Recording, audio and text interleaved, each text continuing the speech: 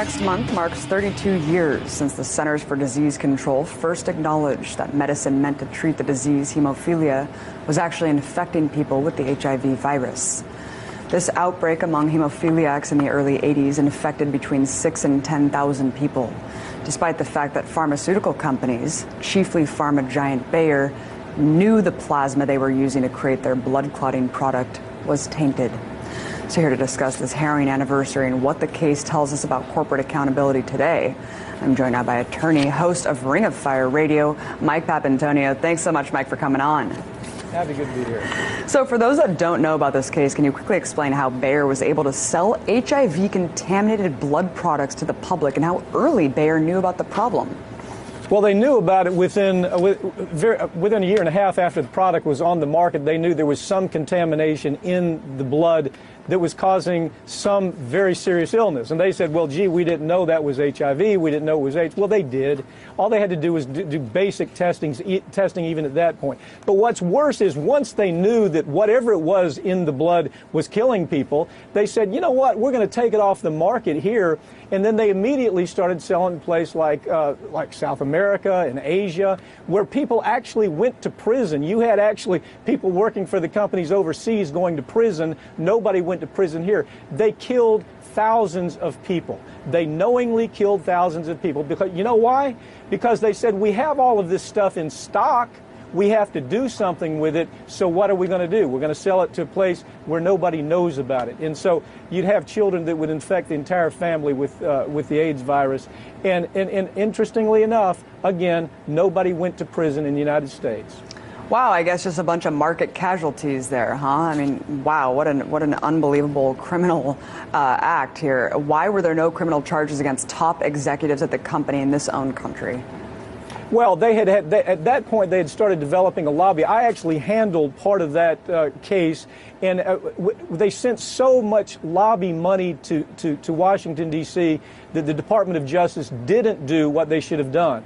But we're seeing this with designer drug products that are killing and crippling consumers, Abby, all over the United States. Typically, they make it to the market with the same steps. First, the industry capitalizes on direct-to-consumer advertising laws that are only good in the United States and Australia, where they can tell a consumer, hey, use our drug, use our factor 8 drug, and it'll solve your problem with clotting. And then that's direct-to-consumer advertising that you don't see anywhere else. So they create the need for the market. They even go as far as creating diseases sometimes. They create diagnosable diseases that we've never even heard of before. Turn on your TV on most days and you'll see drugs being hustled for everything ranging from restless feet to restless eyes, for God's sakes. Feeling old, you take testosterone gel. Feeling underperformer, you take Viagra. Feeling sad, mad, or overly glad, you pop a pink pill or two and you're good as new. The first step for any accomplished drug hustler is to create the need for this endless market with an advertising blitz, and that's the new designer drug approach. That's only the first step. And the first step, too, of course, is to hustle the FDA and use the FDA insiders that you're paying money to indirectly to go to work. What a mess. I mean, this is just so insane, though, because, I mean, knowingly infecting people and then sending it to developing countries that you know is tainted medication here that could cause HIV. I mean, it's just a whole nother level of insanity here, Mike. I mean, you've called it a rogue operation. I wanted you to talk first about why you called it that, and then also how the notion of corporate personhood plays into these type of cases. Yeah, in many countries, when a company does this type of thing, they lose their right to be a corporate person. They get the death penalty. Abby, they're told you can't do business in here. You're a repeat offender. Bayer has more repeat offending fines and criminal sanctions of any company I've ever worked against, and I've been doing this for 30 years. They're all equally bad in one way or another, but the point is, until you say to a company, you do this once, we're going to maybe look the other way. You do it twice, you're going to lose your license to do business. Until we do that, you're always going to have that criminal culture. They're a rogue company in many ways, but now it's kind of the regular way of doing business in the United States. It's called big risk and quick profits. MBAs come out of school and they're moving through. They take a position on the board of a company like Bayer. They know they're only going to be there for a few years, so they break every rule they can. They push the law to the max, and they make as much money as they can in bonuses, and then they leave the mess for the next CEO to come along. It's the new way of doing business. It is the new model for pharmaceutical companies nowadays. Used to be a CEO would stay with the company Abbey for 25, 30 years. Not anymore. They're young kids, MBAs, moving through, trying to grab up as much profit as they can. The decisions they make most of the time are criminal.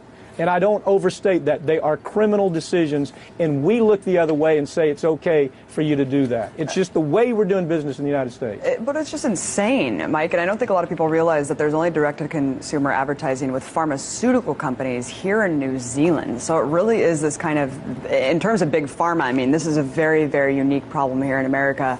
I mean, a study just came out by author Brandon Garrett that examined 303 non-prosecution, deferred prosecution deals between corporations and the government between 2001 and 2014 and found that only 34% of the time was an individual charged with a crime, and of those, only 42% received any jail time. I mean, obviously, this Bayer thing happened long before the corporate personhood thing. I mean, how did our judicial system evolve to treat corporate crime so differently than street crime? Well, it became a matter of money. There was a time when the pharmaceutical industry, and it was right around the time of this Bayer case we're talking about, that they figured out if we give the same amount of money to Democrats as we do to Republicans, then we've covered ourselves on both ways. For example, Loretta Lynch, the new AG that Obama's trying to push through. Democrats are looking like, oh, this woman's wonderful. Well, she's not wonderful. She's simply a corporate hack, just like the other people that have come before her. But the industry, the drug industry, figured out we have to cover both sides of the aisle, so they started spreading around huge money to Democrats, just like Republicans, and they passed laws that allowed them to do things like direct-to-consumer advertising. They passed laws to make it almost impossible to meet the criminal threshold for a white-collar criminal who's dressed up in an Armani suit.